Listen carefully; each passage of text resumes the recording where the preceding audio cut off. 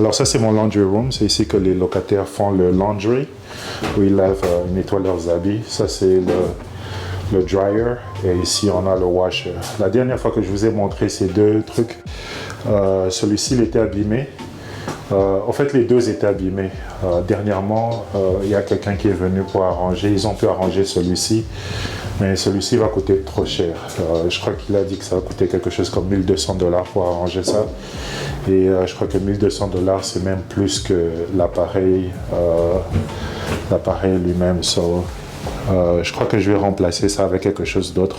Il y a un magasin là où ils vendent des machines commerciales comme ça. Quelque chose à 300-400 $. Donc je vais voir comment je peux remplacer celui-ci. Et celui-ci on a pu l'arranger, donc je peux sécher, on peut sécher les habits mais on ne peut pas les nettoyer.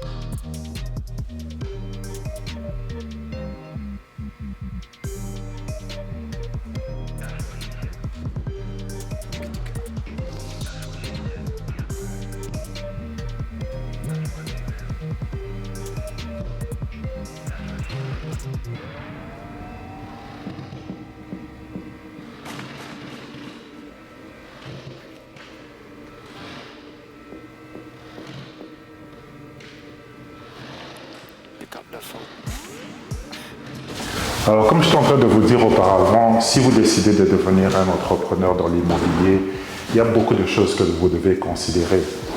Surtout quand vous avez une pièce qui est vide. Et dans un ancien épisode, je disais que vous devez couvrir les frais que vous êtes en train d'accumuler pendant que vous n'avez pas de locataire dans votre pièce.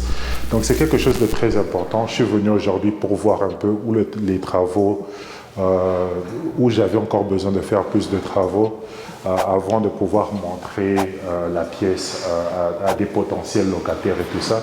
Et je compte faire ça la semaine prochaine. Donc aujourd'hui, il y avait quand même ils sont venus, ils ont nettoyé. Donc c'est un peu ça que je suis en train de vérifier aujourd'hui et voir comment tous les travaux sont faits, tout ça, et voir si c'est prêt pour la semaine prochaine. Mais comme vous avez remarqué, il y a la pelouse là à l'extérieur que je dois ranger. C'est toujours important quand vous êtes en train de présenter votre maison à des locataires de pouvoir arranger les choses clean, nettoyer partout. Et c'est comme ça que vous pourrez remplir vos appartements plus rapidement. Alors, il y a beaucoup de bailleurs qui négligent souvent leurs appartements. Ils ne coupent pas la pelouse, ils ne nettoient pas à l'intérieur et tout ça. Et ça, toutes ces histoires, ça vous pousse des fois à perdre des potentiels. Donc, quand quelqu'un comme ça vient voir, il vient visiter, il voit que c'est sale, il se dit directement que c'est sûr que ce bailleur ici ne fait pas trop attention. Donc, vous, en tant que landlord, quand vous décidez de vous lancer dans l'entrepreneuriat et vous achetez soit une maison ou bien un building, un appartement building, il faut être sûr vraiment que vous avez quelqu'un qui soit là pour make sure que l'appartement est clean et tout ça. Surtout quand vous voulez présenter ça à des potentiels. Parce que plus vous êtes en train de traîner, plus c'est vous qui êtes en train de perdre l'argent.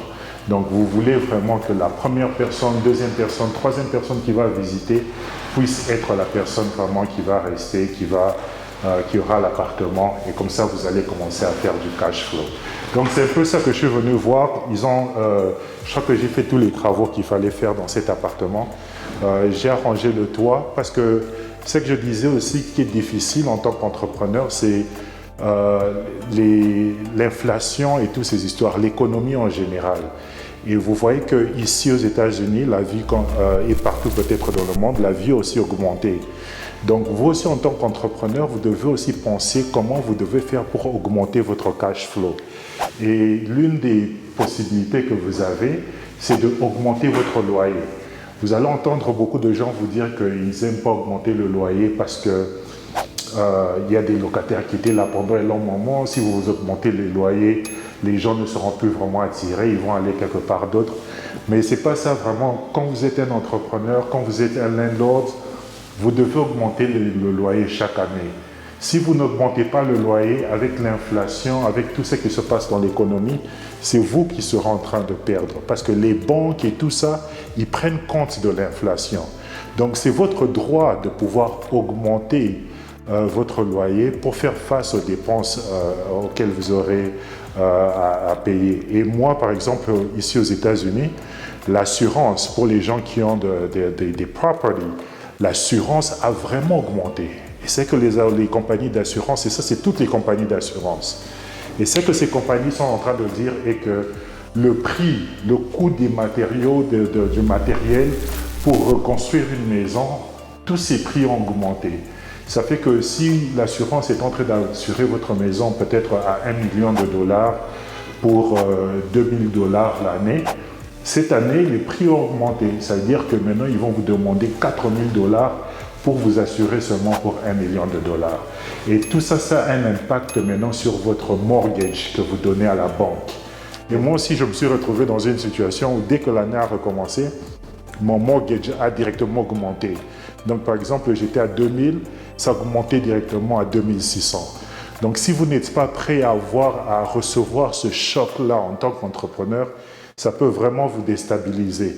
Et heureusement qu'ici, les banques, quand il y a des augmentations comme ça, vous pouvez travailler avec les banques et elles vont vous aider à spread, à pousser ou bien à diviser vos paiements. Ils vont mettre ça seulement, ça sera un peu comme un contrat, un terme, et ils vont seulement élargir la durée de vos paiements. Comme ça, ils vont essayer de vous garder au même prix de mortgage. Donc, au lieu que ce soit, par exemple, une année, ils vont essayer de spread le paiement pendant 2 ou 3 ans. Comme ça, ça va vous permettre de garder tout ça. Et quand l'assurance va diminuer, directement aussi, vous aussi, vous allez catch-up. Donc, vous ne perdez rien dans tout ça. C'est seulement votre paiement. Au lieu de payer 2600 directement comme ça, la banque vous donne la possibilité de vous garder à 2000 ou bien à 2100.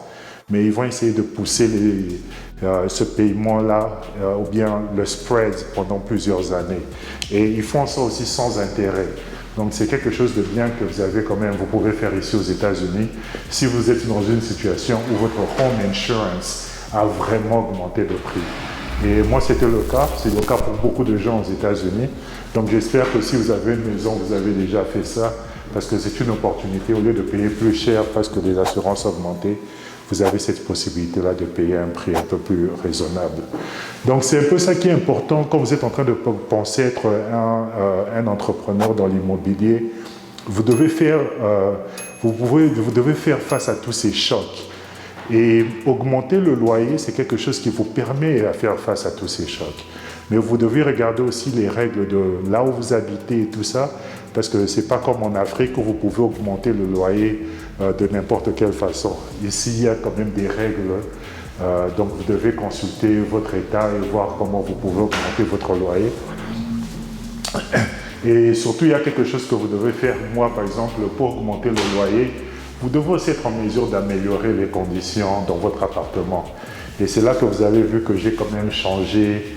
Si vous allez, on va un peu visiter dans quelques instants, mais si vous allez dans les chambres, vous allez voir que c'est un style un peu ancien. On appelle ça ici le drop ceiling. Donc c'était un peu vieux et j'ai retapé ça dans les 2 chambres là. Ils ont remplacé tous les tiles là qui sont sur le plafond et j'espère que c'est un peu un meilleur look par rapport à ce qui était là avant. Donc j'ai fait ça, j'ai arrangé quelques histoires, ils ont clean l'appartement et maintenant l'appartement est prêt à pouvoir montrer au potentiel locataire. Et comme je disais, le rent a augmenté. Cette année, j'ai même augmenté le rent de $150. pour exactement couvrir tous mes frais et make sure que j'ai toujours un cash flow. Donc ça, c'est quelque chose qui est important de savoir. Quand vous êtes un entrepreneur, vous aurez toujours, dans l'immobilier surtout, vous aurez toujours des dépenses. Essayez d'économiser, faites attention à toutes vos dépenses et faites des dépenses qui sont nécessaires, qui vont vous permettre de justifier pourquoi votre rent a augmenté.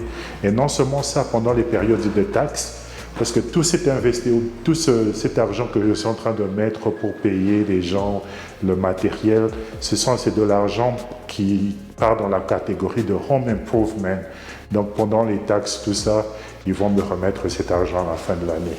Donc il y a beaucoup d'histoires comme ça dans le real estate.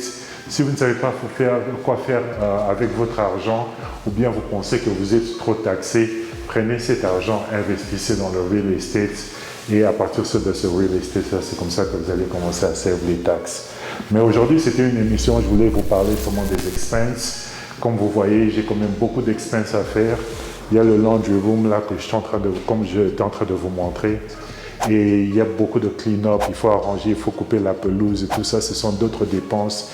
Et il fallait payer tous les gens pour faire les travaux ici, d'autres dépenses. Et dans tout ça, il n'y a pas de locataire. Et quand vous restez dans une situation comme ça pendant 1 mois, 2 mois, 3 mois, c'est quelque chose qui commence maintenant à toucher votre poche. Donc, soyez vraiment très prudent quand vous êtes dans le real estate et assurez-vous que vous avez toujours de l'argent de côté pour pouvoir faire face aux dépenses. Quand les situations, par exemple, comme l'inflation surgissent, ou bien quand vous avez des périodes où vous n'avez pas de locataires. J'ai parlé ça de la dernière fois, mais je pensais que c'était quand même important de parler de ça aujourd'hui aussi. Donc, je vais un peu visiter rapidement pour voir ce qu'ils ont fait et on se retrouve prochainement. Alors.